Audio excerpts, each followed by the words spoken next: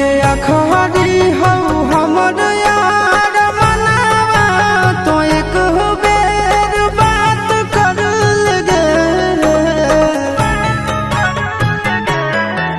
हगे अखबारी हो हमर यार मनावा तो एक बेर बात कर लगे। हगे सुना यारवा हो भरती पटनवा में आके मुलाकात कर लेगे। आगे सुना यारवा हो भरती पटनवा में आके मुलाकात कर लेगे।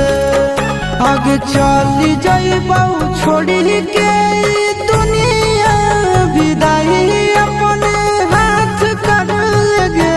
आगे सुना यारवा हो भरती पटनवा में आके मुलाकात कर लेगे।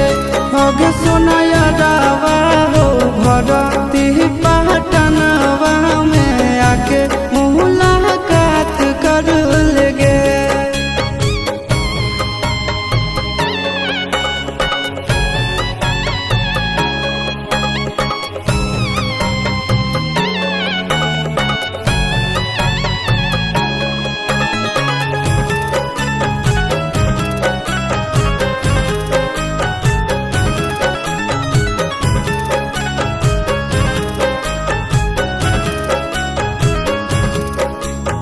मरे घर पनिया पिलाई दी है जान गे।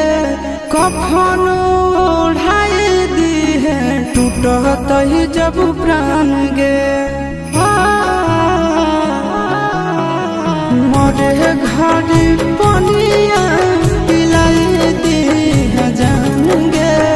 कफन ओढ़ाई दी है टूटत ही जब प्राण गे।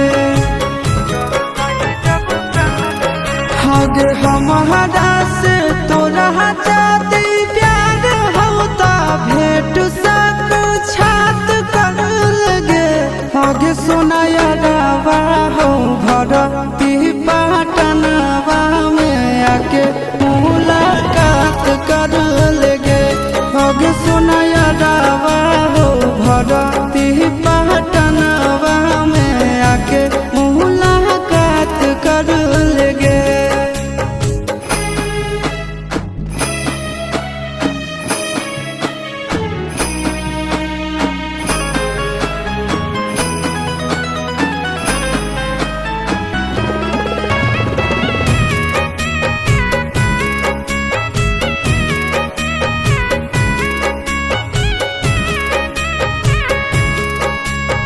डॉक्टर जवाब दिल के बुलावा अइलै मौत के। देखी के चेहरा जानू चल जाई है लौट के। डॉक्टर